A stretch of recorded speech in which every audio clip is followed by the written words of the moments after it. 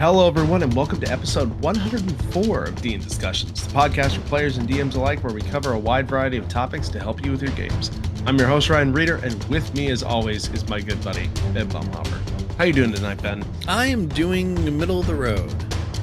But you know what? It's middle as opposed to low, so I'm going to say I'm okay.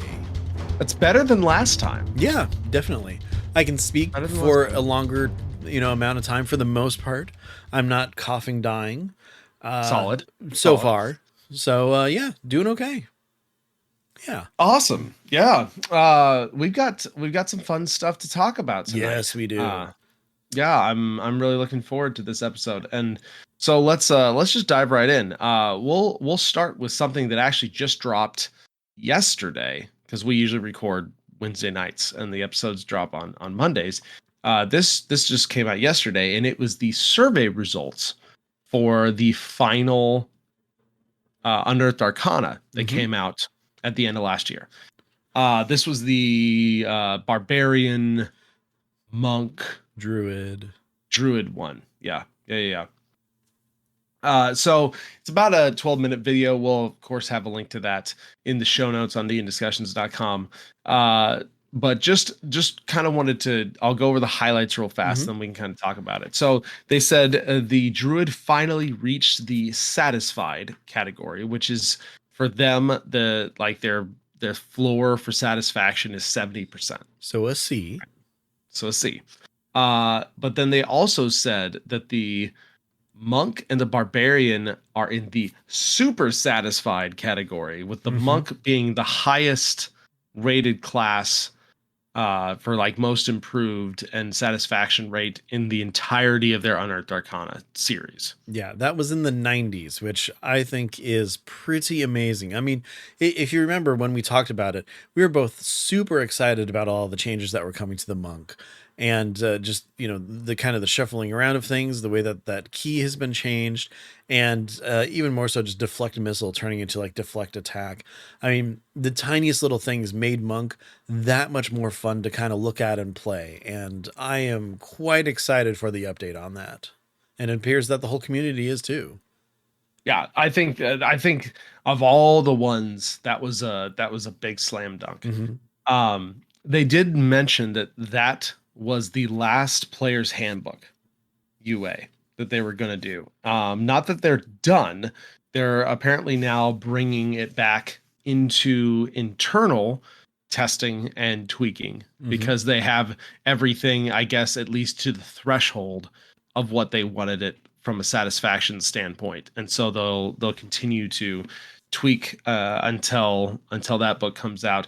I'm hoping the Druid still gets some more love, some more tweaking. That's definitely one of the, I thought, weakest conversions from 2014 to this 2024 one. So, but yeah, so they're going to be doing that. They also said the new conjuration spells, the conjure like creature spells were well reviewed. They said there's going to be some new spells that'll be surprises that we won't see until the book drops, which is always like, it's interesting and also a little scary. Exactly. Sometimes the way that underpowered or overpowered spells can make it into a printed book without a whole lot of recourse.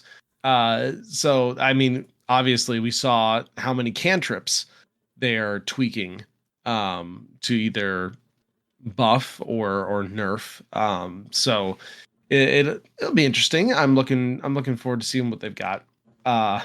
They also clarified that the screenshot that was with the dwarf warrior that was mistakenly posted, the books are not coming out in May. He was just like, we're still working on them. It's not coming out in May, which is 100% a good thing, because that is way too soon. I am so happy about that. We haven't even seen anything of the new monster manual yet, and we've barely seen anything of the new DMG. So, like, I'm really hoping for a Q4 drop, honestly. Yeah, with all the stuff that they need to do, just like with the monster manual, with the DM's guide, and then the internal testing that's going to be starting with the player's handbook now. I would think that it's going to take them a bit before they actually have everything all set up and ready to go. Um, I mean, granted, I've never made a book like this before, so I really can't speak to it. But I think that internal playtesting is going to be a prime focus, especially on that player's handbook, to make sure that they get everything kind of fine tuned and really, balanced between everything. Because, no one likes it when there's a class that's just way overpowered, or, a subclass or something like that, that's just kind of destroys a whole table. Whereas if it's balanced with everything else, then everybody's happy. It's a lot more smooth as you go through into venturing and everything. And I think that's one of the biggest concerns about the druid, is just that it currently, yes, the druid is way overpowered based on wild shape if you go like circle of the moon. But they, swung that pendulum way too far. So, getting that fine tuned and right and everything, I think is going to be, well, hopefully a really big focus, because I don't really play druids, but I still want them to be in a good place. Yeah, yeah, I agree. They did mention that there will likely be Unearthed Arcana for the Dungeon Master's Guide specifically. I know that I would assume there's probably going to be some for the Monster Manual, if only to just kind of give a preview of what those things are looking like as they kind of do this rethink. But they mentioned one of the big things they mentioned that may go into a UA from the new Dungeon Master's Guide is there's going to be a new encounter building calculator, Mm-hmm. essentially. Um, as many people know, the current encounter building with CR breaks down very quickly. Um, Pretty much past level 5, honestly. Um, and it just doesn't make a lot of sense anymore. It doesn't necessarily work super well. So past that, it's a lot more intuition. It's a lot more trial and error. It's just as much art as science in a lot of ways.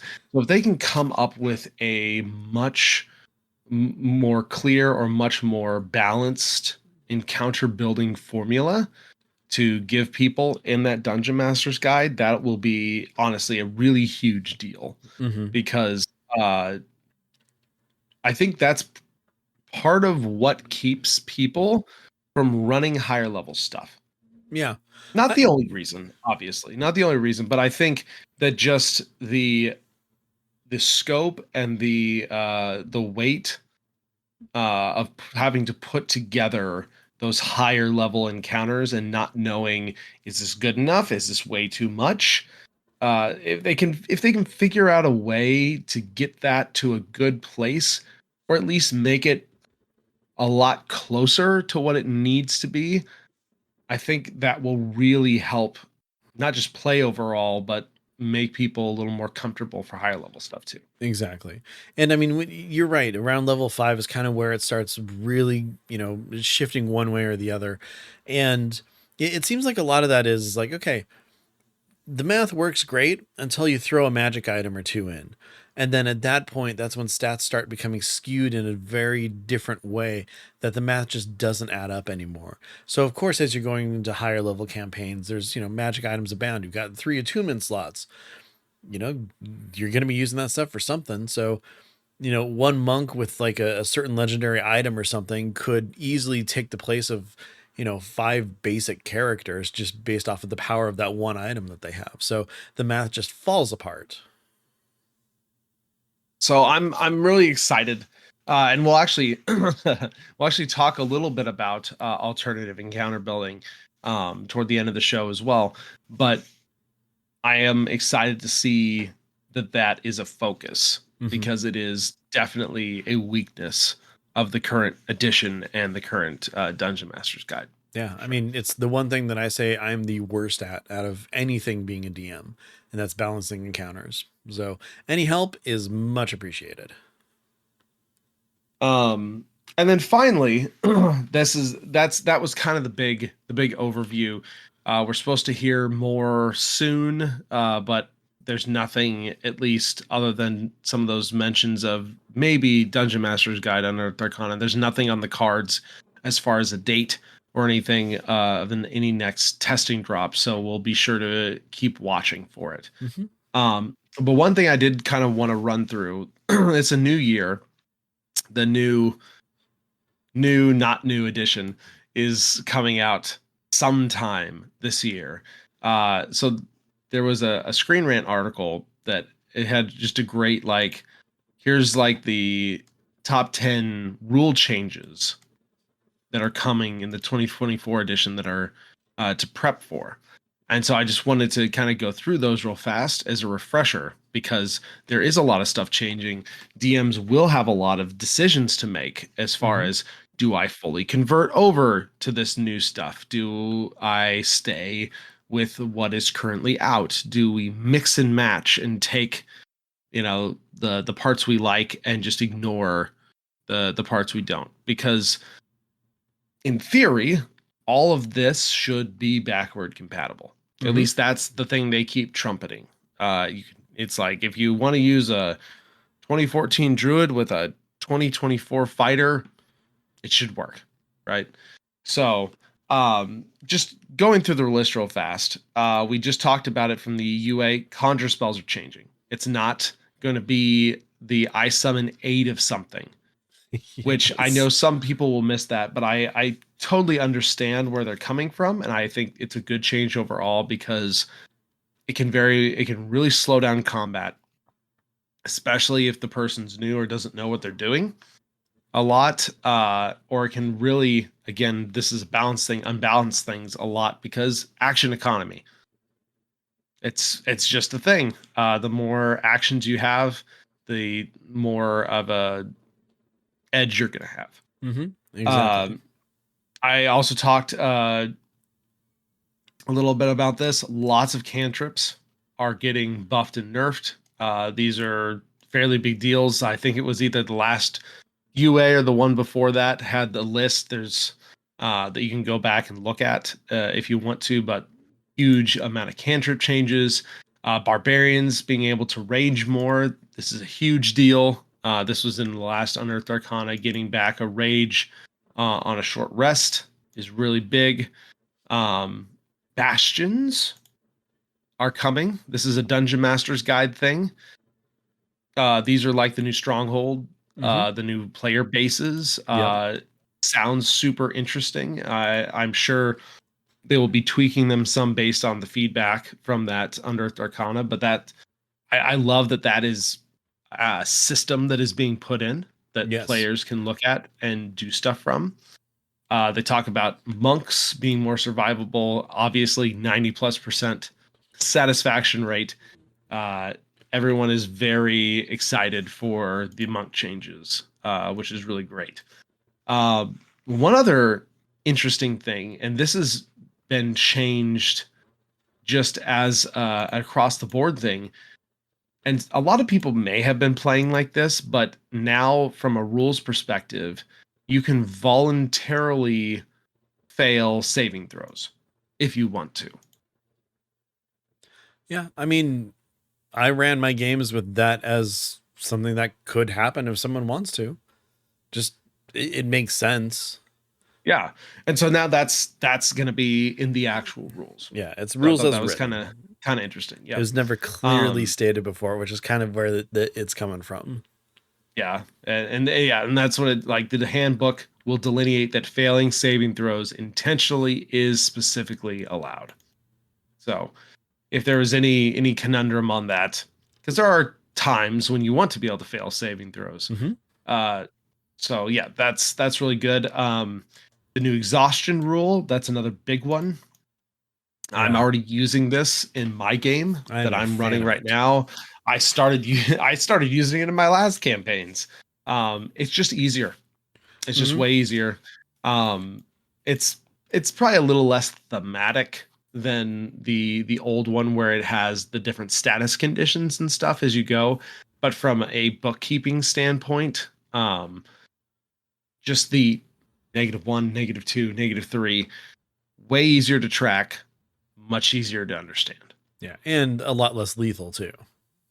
Yeah, yeah. Like you get to that level 3 or 4 of exhaustion, and your character is basically worthless at that point. So at least in this one, uh, it will be harder to do things. It will be harder to hit, but 1 or 2 levels of exhaustion probably not going to be a massive deal, Yeah, I which mean, means that you can start using this as an effect. You could put it on monsters. You could make it something that you could get if you failed a saving throw from a certain attack. Whereas I was extremely careful with the other exhaustion, exactly. because you get 1 or 2 stacks of those, and your player's character is in a really bad spot. Yeah, especially if you're looking at like frenzy barbarians, when they're no longer frenzied, or they're no longer in a frenzy rage, they get a level of exhaustion. It's like that kind of really cripples that entire class or subclass. If all of a sudden it's like, okay, cool, we're gonna have 3 fights today. Well, I want to be able to do the best that I can. So at the end of the day, 3 levels of exhaustion, I'm useless. Yeah. Doesn't work. Oh. Um. And then you have, and speaking of barbarians, you have martial classes getting weapon mastery. I Yes. think this is probably one of the biggest new systems that they've been willing to introduce, which I think is good, because I know we talked about this some. A lot of the UAs, uh, there have been some much bigger changes over the course of the UAs that they kind of rolled back. When some of which is good, some of which is definitely a little disappointing, because it feels like they're constraining themselves a bit because it has to be backwards compatible. Um, so there's only so much they're willing to do, right, Hmm. in the design space. But I think weapon mastery is definitely one of the better things that's kind of brand new that they're doing, and will give the martial classes uh, more options and more unique things they can do. And just on top of that, just kind of more flair because, you know, people choose casters because they get to have some really cool effects and things that happen based off of what their attacks do. So, it's really cool to be all like, all right, I ice knife, and then the ground's all icy and everything like that. Whereas the fighter's like, I swing my sword. Yeah. So So, yeah, you're pushing people back, you're tripping them up, um, doing all, making them bleed. You're doing all sorts of interesting things there. So mhm. I think that'll be great for people who play martial classes. That'll be a lot of fun. Backgrounds can be customized fully in 1D&D, or in the new 2024 version. Letting players make backgrounds from the ground up, and then selecting the bonuses they get according to some guidelines. uh, that's pretty cool. It's nice that if you want to have a more customized background, there will be now some rules and some guidelines for that. Definitely. And then finally, combat healing is way better. And this was from one of the last few UAs, that all the healing spells got buffed. Playtest 8, I believe. You basically get extra dice, cure wounds, healing word, mass cure wounds, mass healing word, uh, making the healing better, which in some ways is probably good, because those did not scale super well. No, definitely not. If I'm doing a healing word at level 4, or at a level 4 spell, I can still grant only 8 hit points if I roll really badly. And that's Yeah, just not fun. And no. it's not useful by the time you're using that kind of level of a spell. It's just, smack, monster, drops you. You're at 0 hit points. All of a sudden, the cleric tosses you a level 4, level 5 healing word because that's as close as they can get. And then you're standing back up, and then smack, next attack, you're down again. It's just this cycle of rubber banding, just up and down until, finally they get 2 hits in, and then that's automatic 2 death saves gone and stuff.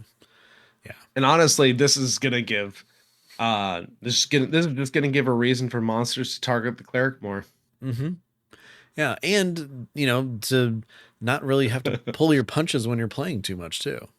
Yeah, I think that's good too, especially at those lower levels Hmm. where a healing word actually is a significant amount of your hit points, or cure wounds is a significant amount of your hit points. That will certainly help out uh, probably some of the fragility in the earlier, 1 to 3 space Yeah, and wizards of any level. and wizards of any level. That's right. So yeah, that was just a quick recap. This is kind of some of the big stuff to think about as we're going into this year and as this new version is going to drop at some point, some unnamed, unannounced time. There's a lot, honestly, a lot to look forward to. I think that I will be adopting at least a good portion of it, if not fully switching over. We will see on kind of a case by case basis, especially for the class stuff. Hmm. But overall, I'm fairly happy with what I'm seeing. Yeah, I mean, we were such big fans of fifth edition. We weren't really looking to see how they could improve, but they've improved a lot in a lot of good ways. So I'm looking forward to fourth quarter when it comes out, maybe. Hopefully, hopefully, because Just give it I mean, time. in the book business, like we're talking at least a few month lead time for like layout, printing, shipping, all those sorts of things. So if you need like a whole quarter just to do that, then I feel like you better be releasing in fourth quarter to give yourself time to finish everything the way it needs to be finished. Yeah. The one thing that worries me about that, and this is going to be a kind of crappy take, I'm warning you right away, is that means that there's not going to be any more supplements or adventures or anything coming before then, because why would they release something that needs to be updated with these new core rule books before then? So I'm hoping that they don't let greed kind of take over and throw these new books in too soon. But I mean, there's still so much like wants and praise and stuff for D&D that I'm hoping that they make a smart move, give it the time it needs before peppering the market full of like tons of new adventures and stuff like that, because that's kind of what happened last year, and honestly that was too much. I still don't have Yeah, it everything was a yet. lot.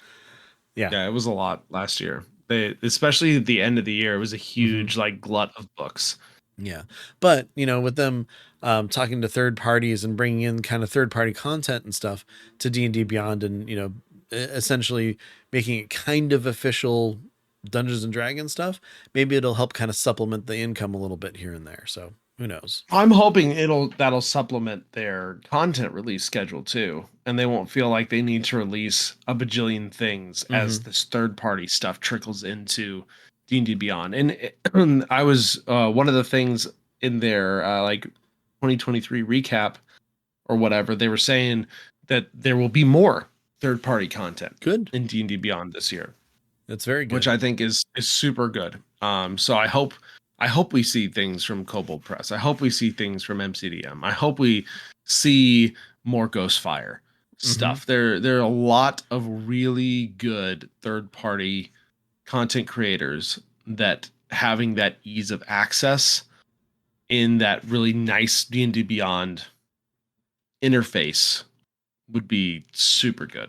Yeah. As soon as they bring one thing in from MCDM, or I really feel like that's when the floodgates are opening. I don't know, just a feeling. I hope so. I hope so, especially with MCDM kind of doing their own, working on their own RPG now.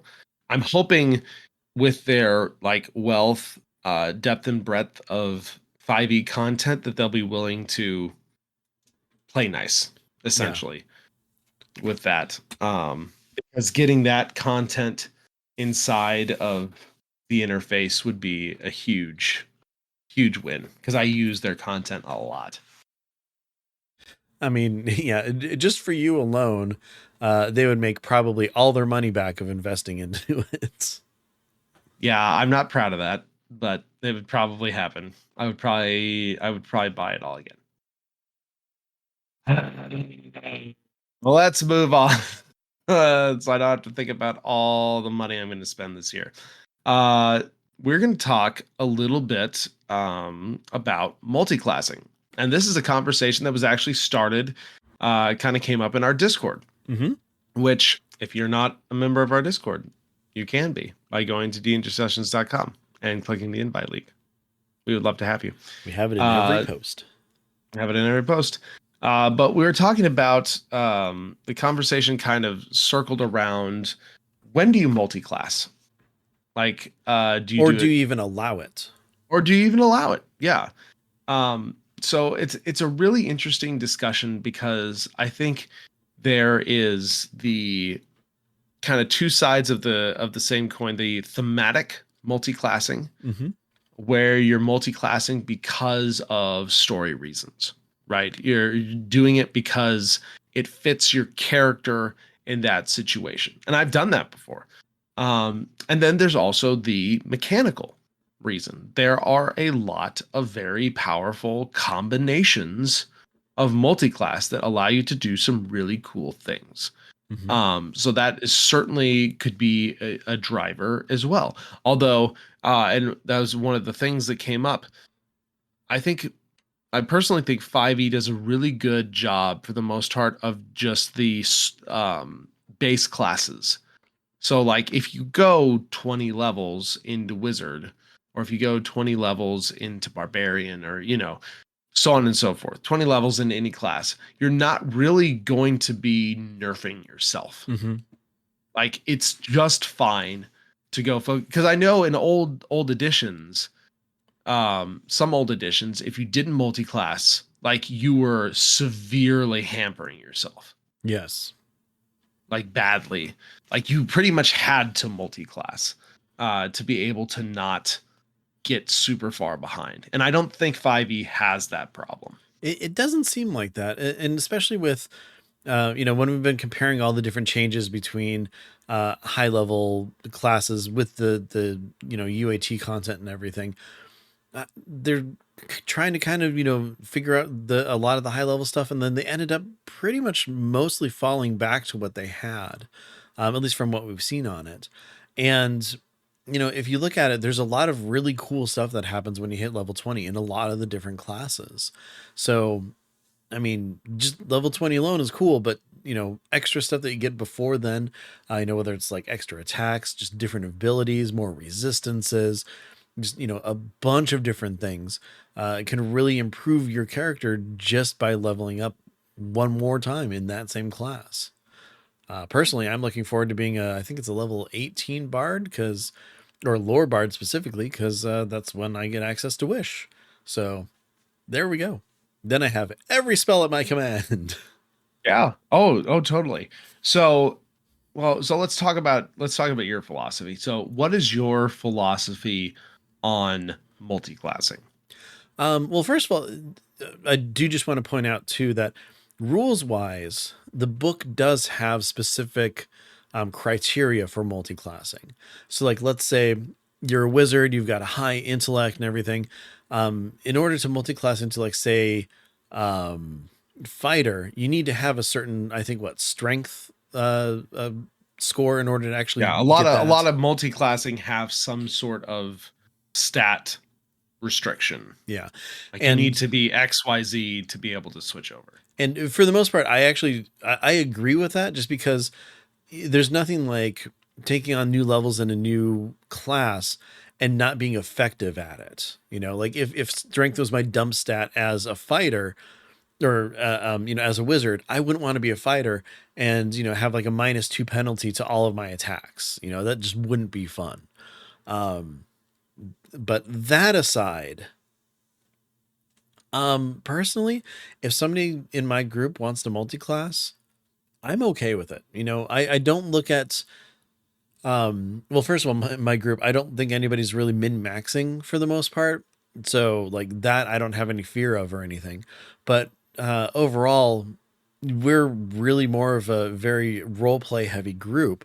So for us, it would be kind of more thematic, things that would, make sense character wise, what they would be doing. If something changed with their build or how they're kind of leveling up, or let's say they're not enjoying the class that they're in but they don't want to completely change, we can work into something, maybe multi-class, take a couple levels into something else. Or if they're lacking on, like, say, hey, I want to be, be a kind of more of a stealthy ranger, I want to take a couple levels in rogue. There's different things that you can do to kind of accentuate your play style and what you want to do, and it's not just min-maxing everything that you're doing too. So thematically, I'm all for it. But then again, min-maxing, if someone really wants to go that way, sure. If the game is kind of geared towards that kind of progression and combat and everything, you know, it really comes down to the type of game that you're playing, in my opinion. Yeah, I think I lean more to the side of I like to do it for story reasons. Mm-hmm. Much more so than the mechanical reasons. Like I've never been one to go, okay, I'm gonna plan out, then I'm gonna take 3 levels of this, and then I'm gonna take 6 levels of this, and then I'm gonna take another 3 levels of this, and I'm Mm-hmm. gonna be able to do this insane combo XYZ. I've never really been that type of power gamer. Mm-hmm. Um there are certainly times where it's just like, ah, yes, it makes a lot of sense for me to go 2 or 3 levels of fighter with my barbarian Yeah. because it allows me to do more things. Or going 3 levels of fighter with my barbarian allows me to go into, champion or whatever, so I can get maneuvers, or whatever subclass gets the maneuvers. Battle master. Um, and then that just gives me more tools to work with, Mm-hmm. right? I think there's a difference between just something small like that. It's like, oh, cool, I want to get maneuvers and action surge with my barbarian. Yeah. um There's also like different types of synergy that you can do too. Like, um, in the Darrington Brigade, the funniest thing is Talison's version of Batman, which was a barbarian rogue. Every time that he attacks at advantage so that he can apply his sneak attack to it. yeah, There's certain things that you can do with that, and he built the character around that thematically, and it didn't work all that great, but it was still really fun to kind of watch and see just this crazy idea of building a character around, a bit of synergy that kind of worked. yeah. And I really like that kind of thing. Mm-hmm. Like I really like that type, like, because there's the small things like that where it's just like, I'm gonna take a little dip into this because there's a few cool things in there. Most classes, the capstone was at 17, right? Yeah, So you can take 3 levels of something else. And I feel like that was kind of done on purpose in a lot of ways. I think so. Um, to be able to do some stuff like that if you really wanted to. But I don't know that like I said, I think I lean more towards the thematic side. I've had that happen in my campaigns. Like, Mm-hmm. if you've been listening for a while, my original campaign 1, our ranger dipped into warlock because of this cursed item he found that had a fiend locked in it, and ended up multi-classing into warlock because of it. And it was a conversation we had, and it ended up being super cool and very very thematic for that character. So there's a lot of things like that I really like being able to do. And honestly, I think 5e is built in such a way that it's very hard to really kneecap yourself. Yeah. Yeah. Like No. like you certainly can build an unoptimized character, but for the most part it's very hard to make your character worthless.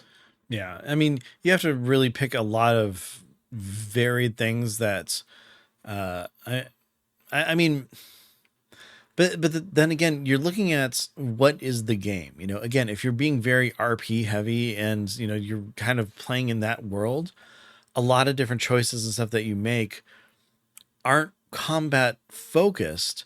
So it's not even really, you know, kneecapping yourself at that point either, because you're kind of fitting in with the world with what's going on.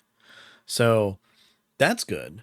But again, you're right. It just, the way that things work and just kind of the overall synergy of different classes that, you know, you would naturally kind of put together. You have a good way of really kind of being creative and continuing that journey into kind of discovering what works best for you. Yeah, yeah, I agree. So it's again, this isn't us telling you what to do or which one is which way is better or not, because there are certainly games, um, especially if I'm going into like a one shot or a small like few session type of mini campaign, I'll play around with it a little more. Sometimes Mm-hmm. I'll actually go into that and build something more specifically for that, just to try it out, or just to be able to have fun like that. Or maybe it is we are going to be fighting just a bunch of stuff. So make somebody that can, be tough and stand up to it. And I think that's totally cool too. But for a long-term campaign, I much personally lean more towards I'm going to be thematic into this campaign rather than purely mechanically focused. Yeah. I think I might have mentioned them a very long time ago on one of our community pages, but um, do you ever remember me talking about Puffin Forest? He's a tabletop player, does some animations for things and stuff. Well, anyways, 5 years ago, he told a story about making, as he called it, the most absurd character. In fact, this character is named Absurd, and he wanted him to multi-class into everything. So it's a video about like the justification for why he's, you know, a wizard, bard, sorcerer, fighter, barbarian. Um, Oh I'll my I'll gosh. put a link to that in the show notes. It's kind of crazy. Yeah, it's a lot of fun. So definitely check that out if you can. Puffin Forest is great. I don't know if he's posted anything in quite a while. I unfortunately haven't been watching his channel lately, but he's got a lot of really good RPG stories. In case you like this one, there's some good stuff in there. But yeah, you want to talk about That sounds multi-classing? super fun. Go for that. The justification alone is it's crazy. And it's a very unlikable character because essentially he gets kicked out of every order that he gets into. It's the old Skyrim thing where you become like Yeah, the boss of all like the Thieves Guild, the Assassins exactly. Guild, and the Mage College, and Yup. uh yeah, that's great. That's great. But yeah, we would love to hear from you. We'd love to hear your multi-classing stories. We'd love to hear uh, why you had a character multi-class a certain way. We'd love to hear your favorite mechanical Yeah, multi-class combos that have just super cool things that they can do. So feel free to hit us up on Discord or send us an email. Um, we would love to hear those stories so we can talk about this more. definitely. Looking All forward to it. right. So I know I mentioned encounter building a little bit.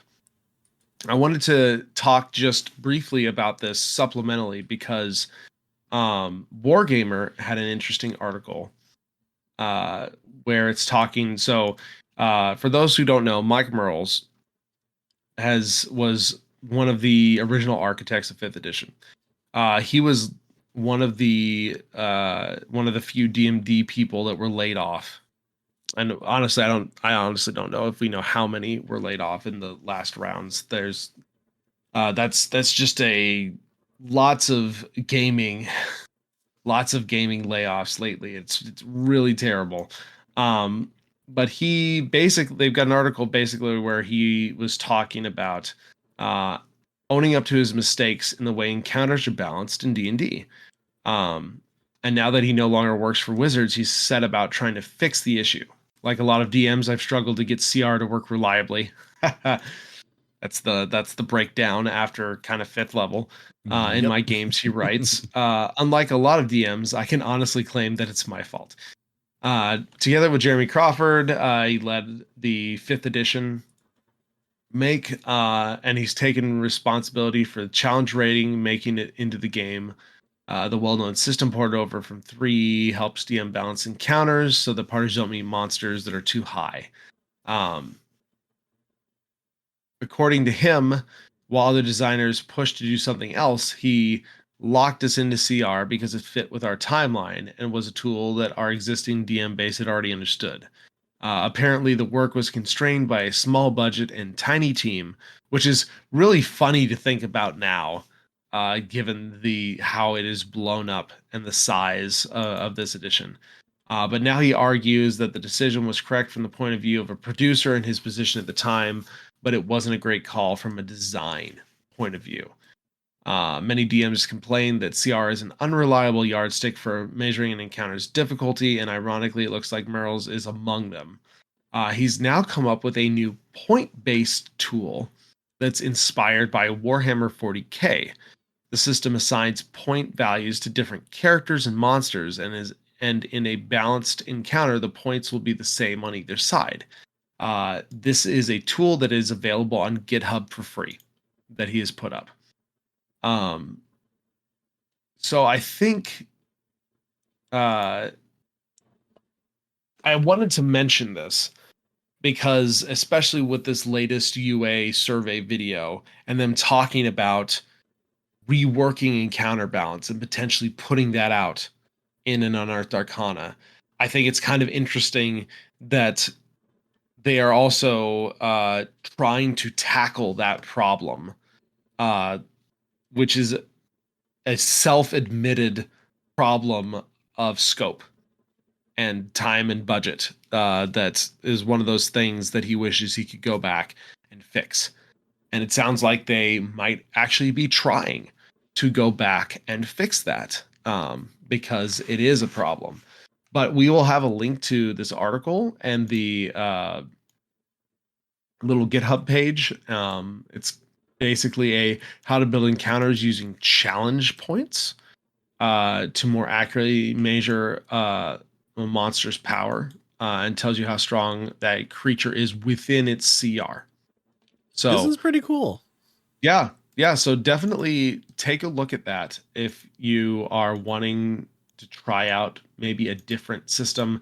There's basically like a little overview of what it is, and then challenge points by levels 1 to 5, 6 to 10, and 11 to 15 that are up there right now. So because after 15, technically the characters probably can take on most anything. If they do it right. Yep, and they're going to be fighting 3 Trasks at once. I'm sure some crazy group with their wild multi-class builds could do it. Most likely. But like I said, we'll have a link to that in the show notes if you want to check that out as an alternative to your encounter building, especially while we're waiting for whatever Wizards might officially come out with here shortly. Which would be amazing if it was something similar. Yes, it really would be. And then finally, I wanted to do a community content shout out to a Kickstarter that is going on right now. And we'll probably have like 2.5 weeks left by the time this episode comes out. This is Loki Battle Mats. And this is an amazing company that creates like dry erase books that are spindled that you can I guess spindled is not the word. What's the word? Bound? Whatever the circular bound Yeah, I don't is. know. So they can open and lay flat, essentially. And they've done a bunch of books in this series. They've got like Towns and Taverns, they've got Dungeons, they got Wilderness.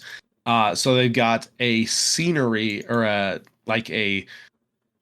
terrain maps with reusable scenery stickers Kickstarter that is going on right now, which is two, I believe, 12 by 12 books that you can kind of like set next to each other. And these things are amazing if you're playing in person, because you can just grab them and just open them up and just have a nice thematic battle map without hardly any work. Yeah, you have some of their previous ones of these, don't you? I do, and I use them.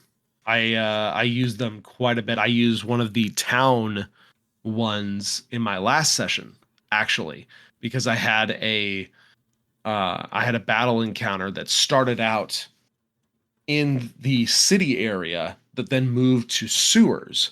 So I used the book mats and I laid them down. They had the street, they had some houses. I threw a few 3D elements on them, and then I was able to transition to a built set for the sewers. So I highly, highly recommend. They are very good quality. Um, and the little stickers are even better because if you don't have anything 3D or you don't have a lot of models or minis, being able to throw these on to represent things very quickly is super cool. And so they've got all sorts of different terrain. They've got some rivers, they got some roads, they've got some rocky areas, water, coastline, um, desert, snow. There's a ton of different options in this set. So highly recommend, and we'll have the link in our show notes to this as well. Definitely. And just for fun, the Towns and Taverns book is available on Amazon. Hopefully at your local game store too, but unfortunately I don't have access to local game stores at the moment. Just Amazon. That's so sad. Game stores are the best. Yes. But yeah, there are several of their books over on their site or on Amazon that you can grab. So if you're looking for something specific, they've been doing these for quite a while now. This is just the latest in their Kickstarter. So uh, if you get it and you like it, they have several more that, and they're all fairly compatible. You just kind of lay the books next to each other, and you can kind of combine them as you want because they all just have the little same sized, little, little 1 inch squares uh, delineated in the grid. So it's very easy to mix and match and put them together. Yeah, they have a lot of good stuff.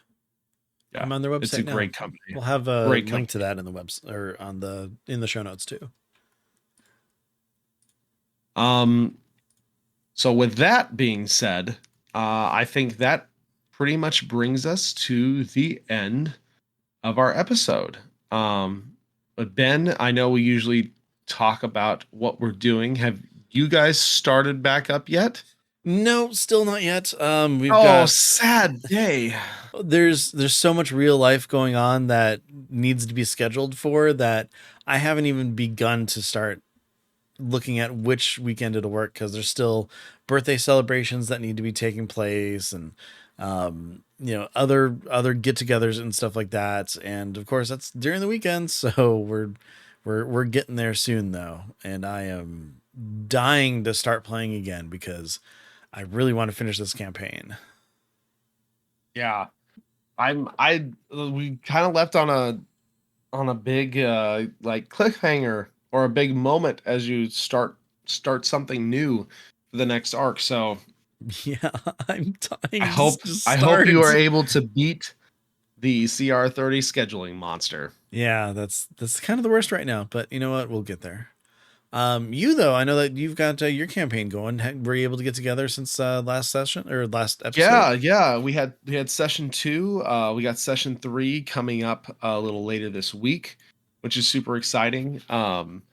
The party after their encounter and one of their members getting knocked out, uh, we dropped right into that combat on the street as the entity is dragging one of their members away.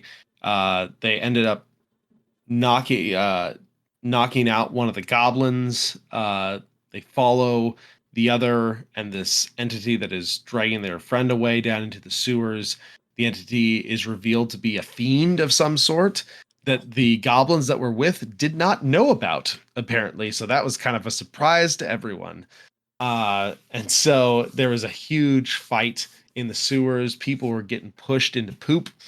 Uh, it was nasty. Someone almost died Oh, because they went down while they were under the poopy water and rolled a 1 on their first death save. oh So no. that kind of amped things up a little bit more than I think any of us were expecting for our essentially first combat of the campaign. Nothing like level 2 and 2 failed death saves to get the blood flowing. Yeah, Uh jeez. That's a rough one.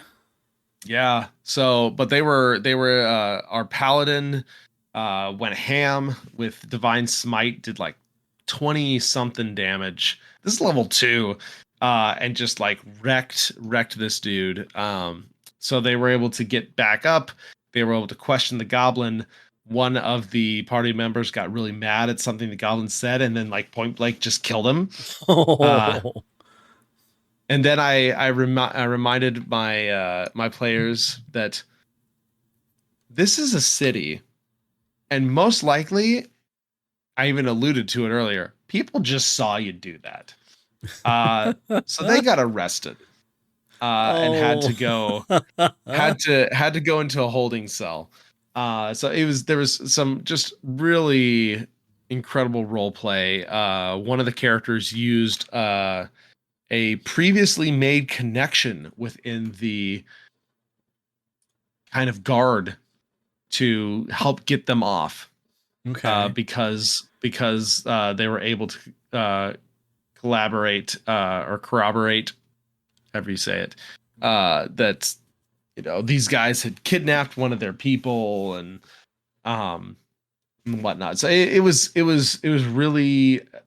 really great first combat followed up by some really good RP. As they got some information from the goblin and they have kind of an idea of where they need to look or who they need to start talking to, but they're kind of uh, beat down, and we ended the session with them finally getting some rest. So I'm excited to see where we go with this third session. Um, it's been a really good group so far, really good role play, and they all spent a lot of time on their characters, and we spent a lot of time really integrating them into the world and into the city, and they're already pulling some of those strings, and I really love to see that because that's just the world building in action, and it really makes the whole thing feel better because it feels like the characters are connected and lived in rather than just like dropped in That's awesome. because this is where the campaign is taking place, right? It's very cool. It sounds like you've put a lot of work into just the environment and everything, and overall, it feels nice and lived in, and I'm excited to hear more. It's definitely the most pre-prep work I've put in before the start of a campaign. This is the first campaign I've really had um that I've been fully able to work with the players like this and do a session 0, fully build things out. And it's it's definitely more work than the other ones I when I started, but it is the payoff is great. Hmm. Like I don't think I would ever not do this again Yeah, because the payoff for it has been so nice with the players knowing what's going on, with me knowing a lot more what's going on and less having to just make crap up, right? As things come up that we've already have some stuff established. So I really I highly recommend a session 0 and that you work with your players to integrate their backstories. wow, it's almost like we've talked about that before. Yeah, yeah, I'm sure that that's in an episode somewhere. Well, very cool. But with that, I think we are going to wrap up the episode for this week. So, everyone, thank you so much for listening. It is always a joy to get together with Ben and talk about something that we both absolutely love doing. And if you want to continue the conversation, you can hit us up on email. You can hit us up in our Discord. We've been having some good conversation and seeing some really good stuff going back and forth in there. So that's highly recommended as well. But with that, Ben, why don't you tell everybody where we can be reached? Of course. As you said, email is one of the good places. If you have a lot of questions, stories, anything that you want to share, you can send those to dndiscussions@gmail.com. Social media wise, we are on Blue Sky. You can find us at DN Discussions. Ryan is at TBKZord, and I am at Ben Bumhofer. If you're looking for our Discord, go to the websites because we have links there. It's way easier than me reading a whole long, invite link and stuff out. So click that. It's a lot easier. It's going to be at dndiscussions.com. Every episode since we started the Discord has a link to it. So go ahead and click on that and join us. We love seeing you there. Now, if you're interested in listening to me playing some Dungeons and Dragons, I am on a active, I can't think of what it's called. Real play show. What are they called? Real play? Yeah, one of those. Sorry, it's late. It's late. It's late. Yeah. So, anyways, I'm on one of those. It's called +5 to Hit. We just recorded again after a long hiatus, and I am looking forward to seeing where this is going because we might be off the map. I'm not sure, but we're doing Rhyme of the Frost Maiden, and we got some fun little homebrew things thrown in there and stuff, and it's gonna be interesting. I'm very curious after what we recorded on Monday what's gonna happen, so check that out. Aside from that, dndiscussions.com, like I said, you can find our Discord there, but you can also find every other episode that we have ever recorded, as well as on your podcast player of choice. So with that, everybody, thank you very much for listening to this newest episode, as well as, stopping by, giving us a hopefully 5-star review on whatever podcast player you're listening to, because that helps us out. We really do appreciate it. And of course, Ryan, thank you for spending some time talking with me. Everybody else, roll high and be good to each other. Take care, and we'll see you soon.